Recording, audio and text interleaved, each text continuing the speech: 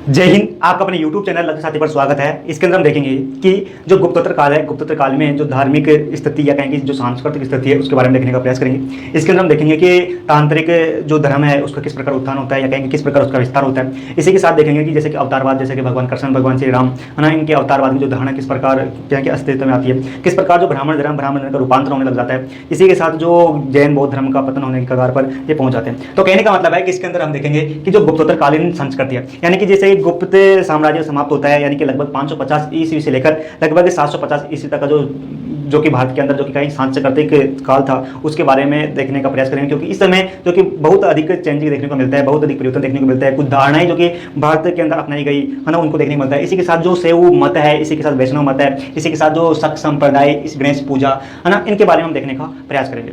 तो इसके अंदर देखें कि ये हमारी प्राचीन भारतीय इतिहास सीरीज नंबर 105 है, यानी कि इससे पहले हमने 104 प्राचीन भारत के टॉपिक पर विस्तार रूप से चर्चा की है। इसके अंदर हमारा जो टॉपिक है वह है गुप्तोत्तर कालीन संस्कृति।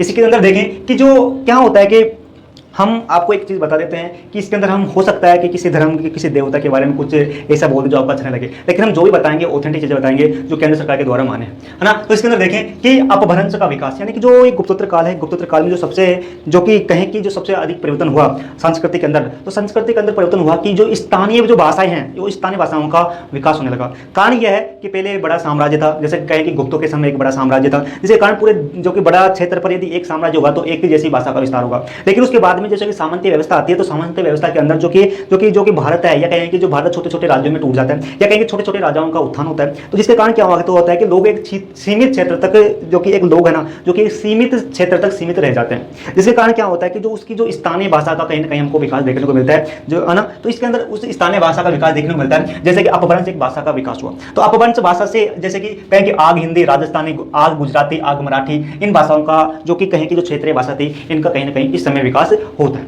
इस समय विकास होता है। इसी के अंदर देखें कि जो कि पूजा, इस सब जो कि भारत के अंदर जो कि पूजा पद्धति बहुत लंबे समय से चली आ रही है।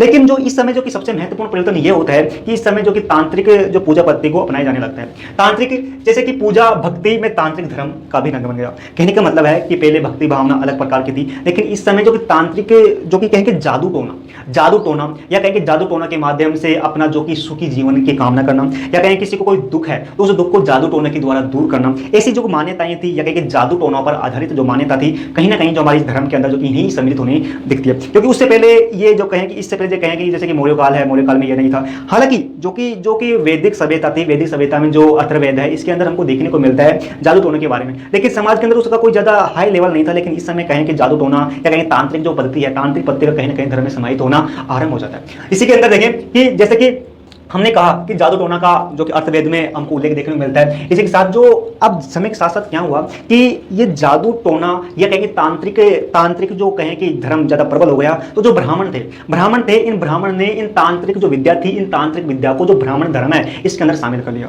शामिल क्यों कर लिया? क्योंकि इनको लगा कि ये अब कहने का मतलब है कि अब इस समय जो ब्राह्मण धर्म है, ब्राह्मण धर्म पहला अलग प्रकार का, तांत्रिक अलग प्रकार के, लेकिन इस समय जो कि ब्राह्मण धर्म में कहीं ना कहीं जो तांत्रिक विद्या है जैसे कि जादू टोना वगैरह शामिल होने लग जाते हैं, जादू टोना शामिल होने लग जाते हैं, है ना। इसी के साथ समय के साथ साथ क्या हुआ कि इसका जो तांत्रिक विद्या है, तांत्रिक जो धर्म है इसका इतना प्रसार हुआ या कहें कि इसको इतना लोगों ने अपनाया जाने लगा कि समय के साथ जो तांत्रिक जो धर्म था या कहेंगे जो तांत्रिक जो धर्म था, तांत्रिक धर्मता को अब पुरोहित वर्गों ने अपना लिया। इसी के साथ तांत्रिक धर्म की जो तांत्रिक विद्या से अब चिकित्सा भी की जाने लग गई।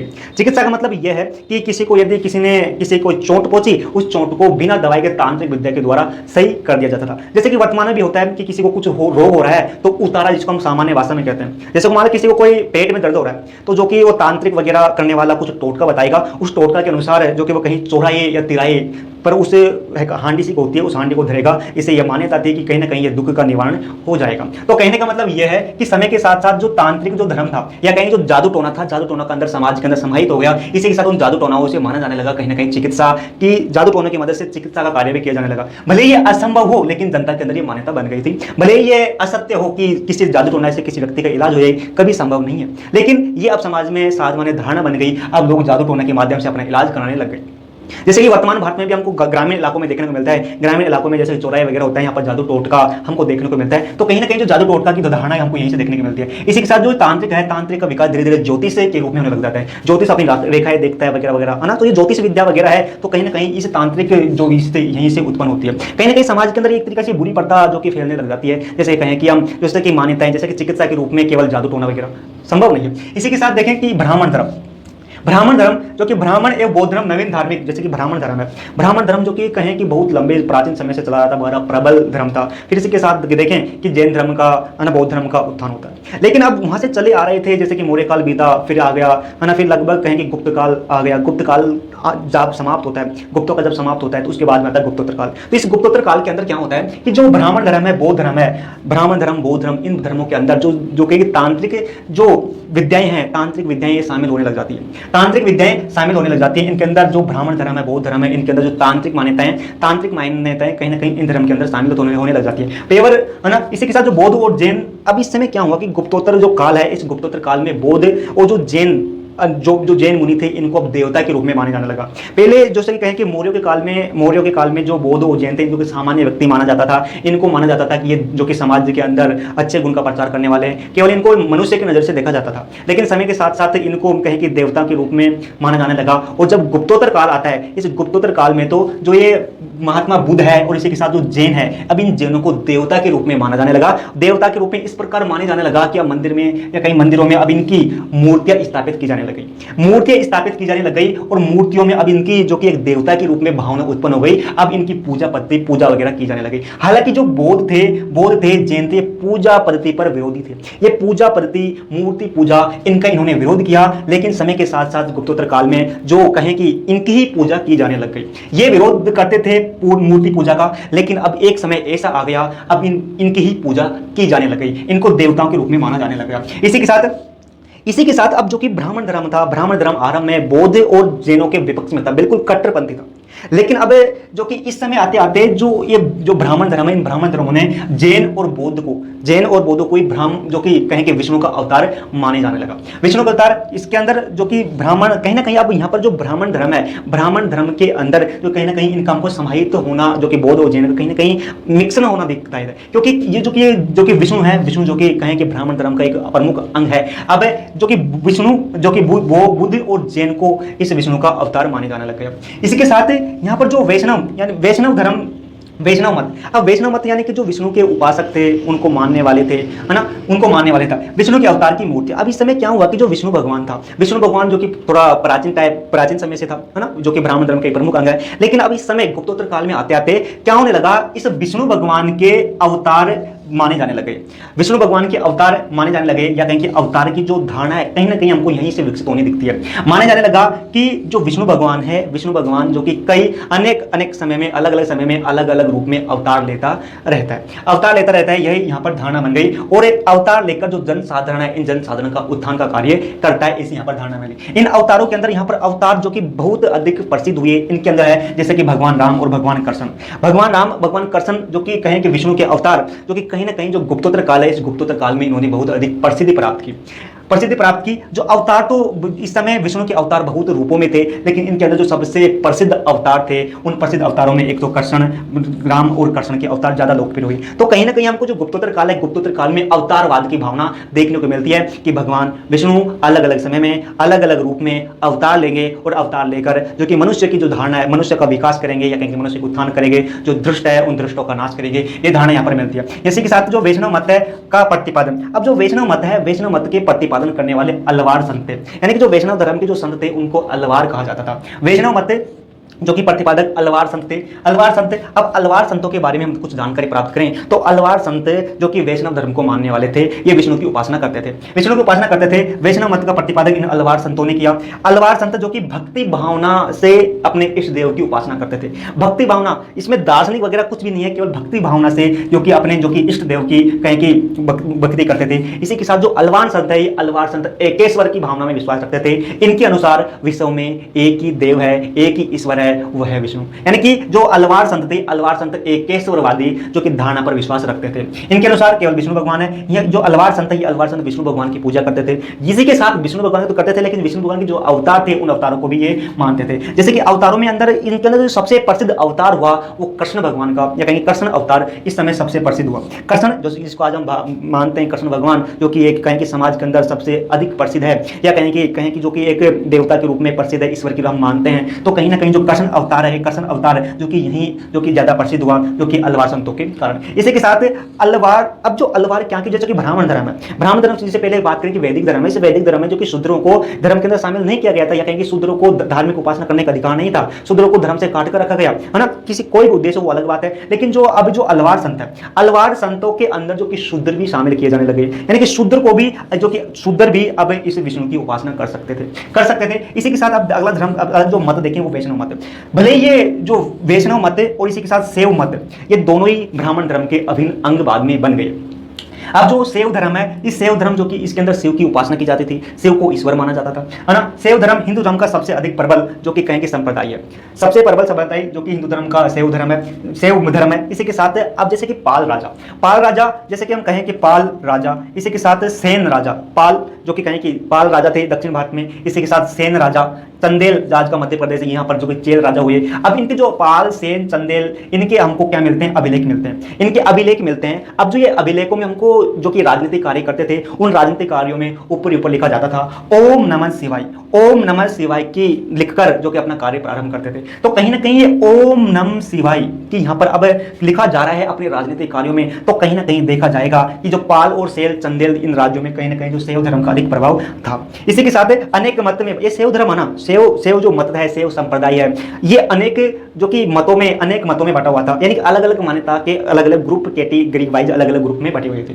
जैसे कि देखें पशुपात मत, अब ये पशुपात मत भी शैव धर्म का ही अभिन्न अंग है, लेकिन ये पशुपात मत के अंदर देखें कि सबसे प्रबल ये पशुपात मत जो कि शैव धर्म के अंदर सबसे प्रबल मत था। अब देखो ये शैव धर्म है, ये शैव धर्म जो कि कहें कि ब्राह्मण धर्म का अभिन्न अंग है। इसी के साथ जो पाशुपात मत है, पाशुपात मत इस शैव धर्म का अभिन्न अंग है, ये कहीं सबसे प्रबल था। इसी के साथ अब जो ये पाशुपात मत है, पाशुपात मत का प्रतिपादन करने वाला लकुलोस था। लकुलोस ने जो पशुपात मत का प्रतिपादन किया। इसी के साथ इस पशुपात मत के जो कहीं के अनुयायी थे, ये शिवलिंग की पूजा करते हैं। शिवलिंग यानी कि जो भगवान शिव का जो कि लिंग के रूप में जो रूप है शिवलिंग, है ना, जो शिवलिंग वो है, तो इस शिवलिंग के रूप में ये उपासना करते थे। इसी के साथ इनकी जो प्रमुख विशेषता है पाशुपात मत को मानने वाले कि अपने शरीर पर भस्म यानी कि क्या होता है भस्म, जैसे कि कोई मर गया, मरने के बाद में जलाते हैं, जलाने के बाद में जो उसकी राख वगैरह होती है, तो ये जो भस्म है, भस्म को ये पाशुपात मत मानने वाले अपने शरीर पर मलते थे। जैसे कहें कि भगवान शिव भी कई बार हमको देखने को मिलता है, वो भी अपने राख से नहाया हुआ रहता है ना। तो ये पाशुपात मत के, इसी के साथ इनकी प्रमुख विशेषता ये थी, पाशुपात मत गाना गाते थे, इसी के साथ नाचते थे, हुंकार भरते थे, इसी के साथ शमशान के पास ये निवास करते थे। ये पाशुपात मत मानने वाले शमशान के पास निवास करते हैं। कहीं ना कहीं हमको आपको देखने को मिला होगा कि जो भगवान शिव जो कि कहीं जो कि शमशान का देवता के रूप में आपको कहीं जानकारी मिली हो तो, है ना। तो इसको शमशान जो कि कहीं ना कहीं, इसी के साथ ये जो पाशुपात मत मानने वाले, ये खोपड़ी जो मनुष्य की खोपड़ी होती थी, खोपड़ी जो कोई मर जाता था उसकी खोपड़ी के अंदर ये भोजन करते थे। इसी के साथ चामुंडा को ये जो कि पाशुपात मत मानने वाले मनुष्य की बलि देते थे। मनुष्य की बलि जो कि कुछ समय पहले तक जो कि नागालैंड में भी दी जाती थी मनुष्य की बलि, सरकार ने प्रतिबंध लगा दिया है। इसी के साथ चामुंडा है, इस चामुंडा को ये पाशुपात मत मानने वाले जो कि मनुष्य की बलि देते थे। इसी के साथ नरमुंडा की माला पहनते थे। जो पाशुपात मत मानने वाले हैं, ये नरमुंडा यानी कि जो मनुष्य की खोपड़ी होती है जो मर जाता है, वो फिर नरमुंडा होता है ना, वो नरमुंडा की एक माला बनाकर ये पहनते थे, है ना। इसी के साथ एक काल भैरव की उपासना करते थे। काल भैरव जैसे कहें कि काल भैरव जैसे कि बाहुबली मूवी होती है, बाहुबली मूवी के अंदर जब वो एक कहें कि क्या बताएं आपको कि वो एक उपासना करता है लास्ट में जाकर, जहाँ पर युद्ध होता है, तो वहाँ पर एक काल भैरव है, एक काल भैरव जो कि कहें कि एक प्रमुख इस समय का इनका एक प्रमुख देवता था। इसी के साथ दक्षिण भारत में शैव मत, हमारे भारत है, भारत में जो दक्षिण भारत है, दक्षिण भारत के अंदर भी शैव मत का बहुत अधिक प्रसार हुआ। इस धर्म के नेता को, यानी कि जो दक्षिण भारत में जो शैव मत था, इस शैव धर्म को मानने वाले जो नेता थे, या ना जैसे कि संत थे, उनको न्यानार कहा जाता था। न्यानार जो कि शैव धर्म को मानने वाले थे, शिव की उपासना करने वाले जो संत थे, उनको न्यानार कहा गया दक्षिण भारत में। अब जो न्यानारों की संख्या है, न्यानारों की संख्या जो कि लगभग 63 मानी गई, नेन्यारों की संख्या 63 मानी गई। अब जो प्रमुख नेन्यार, नेन्यार मतलब संत, 63 संत प्रमुख थे नेन्यार जो कि शिव की उपासना करते थे। अब इन 63 संतों में से प्रमुख जो नेन्यार संत थे वो थे नेन्यार जैसे कि संत अप्पार, संत नाना सबदर जो कि प्रमुख आचार्य हुए शैव धर्म का प्रतिपादन। अब जो कि शैव धर्म है दक्षिण भारत में, इसका प्रतिपादन करने वाला संताचार्य, यानी कि दक्षिण भारत में जो शैव धर्म का कहें कि शैव धर्म के जो आचार्य थे उनको संताचार्य कहा गया। दक्षिण में या कहें कि दक्षिण में जो कि वीर शैव मत, यानी कि अब जो शैव है, अब जो ये दक्षिण में वीर शैव मत है, ये वीर शैव मत भी जो कि कहें कि शैव धर्म का ही अभिन्न है। जो वीर शैव मत है, इस वीर शैव मत में शिव को एक वीर योद्धा की तरह दर्शाया गया है ना, वीर शैव मत। अब इसके प्रवर्तक यानी कि वीर शैव मत के प्रवर्तक जो कि वो है वासवराज थे, वासवराज जो कि वीर शैव मत का प्रतिपादक था। अब वासराज जो कि ब्राह्मण हुआ करता था, लेकिन उसके बावजूद इन्होंने जो कि वीर शैव धर्म मत का प्रतिपादन किया। इसके बाद में जब ये वासवराज की मर जाता है या कहेंगे वासवराज मर जाता है, उसके बाद में वासवराज का भांजा जिसका नाम है चिन्ना वासन वीर शैव मत का प्रसार करता है।